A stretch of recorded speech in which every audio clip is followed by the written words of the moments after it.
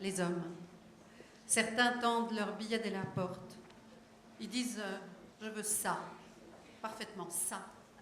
Il y en a même qui disent n'importe quoi en regardant la gérante. On a la haine. Il y a ceux qui négocient les prix, qui trouvent que c'est trop cher. Vous avez l'impression d'être un morceau de viande chez le boucher. Ceux qui disent à la gérante en nous regardant tu n'as que ça? C'est comme à l'usine, sauf que c'est l'abattoir. Vous êtes alignés, à moitié nus, et le type choisit. Il paye. Il a le droit de donner son avis sur la qualité. Certains veulent tester la marchandise avant de payer. Ils utilisent ces mots-là. Il y a des clients violents, bien sûr. Il faut savoir qu'il y a des hommes qui viennent parce qu'ils détestent les femmes. Pour eux, elles sont des objets, ou elles sont inférieures, ou ils ont besoin de se venger. Ou alors ils ont des fantasmes et ils ne se rendent pas compte que notre corps ne peut pas tout supporter. Pour moi, c'est encore plus dangereux que dans la rue. Dans une voiture, si vous hurlez, quelqu'un peut vous entendre, mais là, vous êtes dans une chambre, il n'y a pas de caméra. Et il est interdit au patron d'intervenir, vous êtes seul.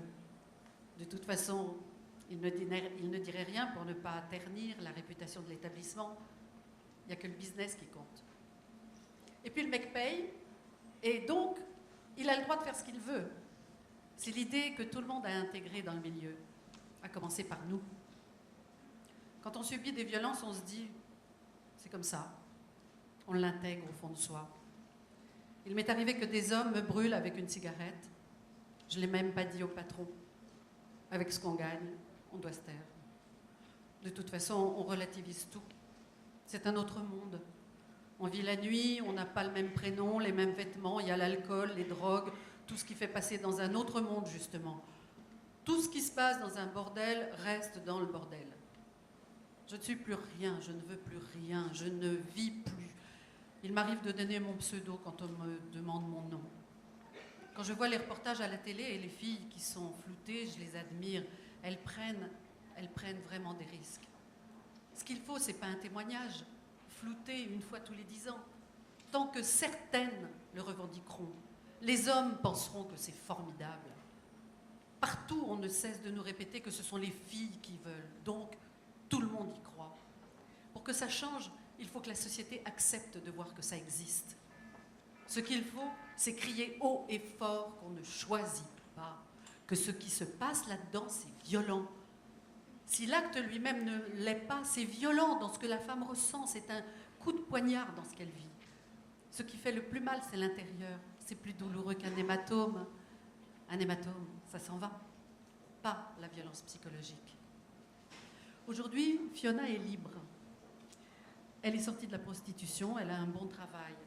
Et pourtant, rien n'est fini. Elle dit « Cette expérience m'a détruite. Je n'ai plus aucune vie personnelle, sentimentale et encore moins intime. Aucun homme ne peut m'approcher. J'ai choisi de vivre à Paris pour être noyée dans la masse. Mon proxénète doit être sorti de prison à l'heure qu'il est. Qui me dit qu'il ne va pas me chercher? Je l'ai quand même dénoncé à la police. Il faut aussi vivre avec ça, avec cette peur-là. Un jour, son frère avait réussi à s'introduire chez moi et à me frapper. Pourtant, j'habitais à une résidence sécurisée. J'ai été obligée de déménager et de changer de numéro de téléphone. Il faut se réapprivoiser soi-même. Je commence seulement à me dire que ce n'est pas écrit sur mon front. Il n'y a pas une semaine où je ne sois confrontée à ces souvenirs.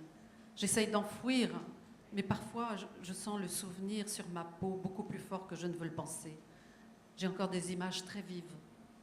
C'est cette période qui a construit ma vie de femme. C'est là-dedans que j'ai eu 20 ans. C'était Fiona.